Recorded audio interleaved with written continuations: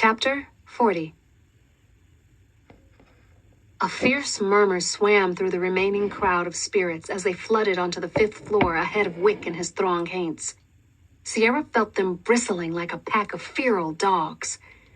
Wick strode across the room, swatting away shadows as they dove around him. "Come to the crossroads, come," he muttered, "where the powers converge and become one." He reached Robbie's first painted demon, placed one hand against it, and turned to one of the new throng haints. "It is time." A throng haint stepped up, momentarily engulfing Wick, and then disappeared. Robbie's demon writhed to life, snarled, and hurtled out of the wall. It became 3-dimensional, a towering monster glistening with fresh paint, long arms stretched out in front of it as it raced back and forth. "You know what to do," Wick said. The demon haint bellowed and then rushed down the stairs and out of sight. "They're going for our people," Robbie whispered. The throng haint in Manny's body stepped up to the wall. Sierra almost screamed as the hulking shadow emerged from Manny's open mouth. His corpse collapsed in a heap and the haint vanished into another of Robbie's demon paintings, which burst to life. It ducked quickly into the dark recesses of the room and disappeared. Sierra felt strangely calm, as if her fierce warrior of a grandma was right there beside her. "Robbie," she said quietly. He looked up. "Lucera has passed on the legacy." It felt good to say it. Felt true. She spoke slowly, feeling out each word as it came. "I'm the new Lucera." Robbie nodded. His face changed from shocked to slightly smitten. "We can stop this. We have to. You have chalk?" "Always." He produced a stick from his jacket, and she took it from him. "But a chalk spirit could never stand up to one of those demon haints, Sierra."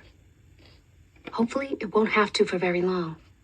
I just need a distraction so we can make it to that window." Sierra nodded to the wall across from them. She'd been thinking it through as the spirits swarmed in. Their mural on the outside of the tower, the dragon and the elegant guitar-playing skeleton, reached all the way to the 5th floor. It wasn't fully done, but hopefully close enough to work. If Robbie could make it to that window and have a few seconds of safety to touch the mural, he could ignite the whole thing with spirit. It was a long shot, but at least they'd have a chance and some backup. Sierra used the chalk to scribble 2 women with machetes and long capes. She stood over one, raised her left arm, and touched her right hand to the picture. Nothing happened. The spirits were still all around them, glaring toward Wick and his burgeoning army. "Come on," Sierra whispered. A tremble of fear began gathering in her stomach. "Come on." She took a deep breath, tried to picture a spirit moving through her, exhaled, and slapped her hand onto the chalk drawing. She felt it instantly, the sudden rush of coolness flooding through her veins. For a second, she thought she might pass out, but then it was gone as quickly as it come, and the chalk warrior shivered to life and took off across the floor. "You did it," Robbie hissed. Sierra smiled. She was about to shape the other warrior when one of the towering throng haints came slouching toward them. Sierra steadied herself. That familiar holy terror tore through her blood vessels and wrapped a vice grip around her heart. She refused to scream, although her whole body begged to release the sudden burst of fear. Her first chalk warrior charged the throng haint and shattered against it. She needed a stronger form for her shadows. She remembered Wick chanting the poem, her poem, "Where the powers converge and become one. Become one, become one." Mama Carmen had passed along the poem to help her understand the legacy. Become one. The spirits formed a whirlpool of shadows around her. They pulsed with the rhythm of her breath. She could taste their rage at Wick's abominations, distinguish each soul's flickering memories as they buzzed through the air. Become one. Sierra was Lucera, a fierce, spiritual warrior like her abuela. She was stepping into her destiny. The spirit's intentions unified with hers. They were righteous, these spirits, and ferocious. They were not about to see their world destroyed at the hands of some old fool like Wick. No. They, Sierra and the spirits, would not be manipulated, dogged, oppressed. Not after so many years of struggle. Sierra didn't know which thoughts were hers and which were the spirits.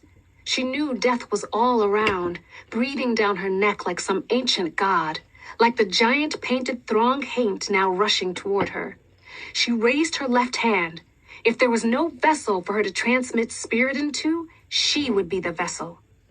The demon thundered toward her only a few feet away. She took a deep breath, closed her eyes, and placed her right hand to her forehead. Everything flashed, and light flushed out the world as if the sun had exploded. Sierra's limbs were barely moving. Ancient rivers gushed through her body. An ocean raged inside her heart. She might have been floating. Certainly her feet were not on solid ground. And this feeling of lightness, perhaps she didn't weigh anything at all. Gradually, things began to resolve around her.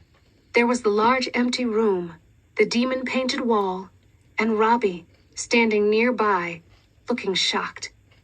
The long-armed haint that had been rushing her was now struggling to get back onto its feet, its long mouth hanging open in surprise. What had happened? Where was Wick? Where were all the spirits? The air around her was empty where hundreds of shadowy souls had frenzied just seconds earlier. The painted demon rose and lunged toward her again. She swung one arm over her head and brought it down across the haint's face. She felt the dull resistance of its physical presence, felt her hand cleave easily through it. Watched the thing gasp in surprise, stumble backward, crumble. She had to remind herself to breathe. Become one. One wasn't a person. It was a state. One with the spirits. Their purpose, energy, power, ferocity had all unified with her body. She was no longer the conduit. She was the form, the vessel. They had become one. Wick! Sierra's voice boomed across the building, echoing back and forth amidst the empty light fixtures and dusty piping. Her voice carried the voices of 100,000 souls in it. A whole history of resistance and rage moved with her. It felt terrific. She stepped over the crumpled body of the demon she'd just murked. Wick had to be nearby, the little worm, and she would deal with him. She would end this right now. There was only one demon painting left on the wall. That meant 4 were roaming free, some in search of Sierra's family and friends. She growled, an unfathomable rage welling up inside her. What she needed was a little battalion of her own. A few spirits that could handle those demons while she... Of course! Her plan came swimming back to her. She turned to the boy standing by her side, Robbie. He looked at her with wide, worried eyes. Sierra? She reached nonchalantly toward his bruised face and placed her hand on it, allowing tiny flecks of light to seep into his cells and follow along his neural pathways. The black and blue became brown as she watched. I'm going to send spirits into the mural and then go after Wick, Sierra said.